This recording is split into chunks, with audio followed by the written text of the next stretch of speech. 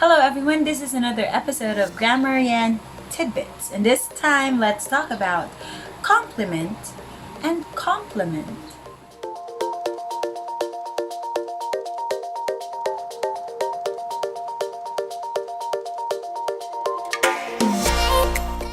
Compliment with an LI is actually your expression of admiration or praise or respect for someone. In short, you're giving the person a praise or a positive comment. Example. Have you given your mother a compliment for everything that she has done for you? Husbands, if you want your wife happy, make sure to compliment them every day. Compliment with an LE refers to a thing or a person that completes or makes something better or makes something perfect. So your dress complements the color of your eyes. It means that your dress makes your eyes more beautiful.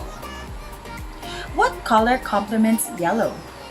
So what color makes the color yellow look even better or prettier? Puto is the best complement for dinuguan. So it means that puto makes dinuguan taste better, or it completes the taste of the viand. So again, compliment with an LI is your expression of praise, admiration, or respect for someone.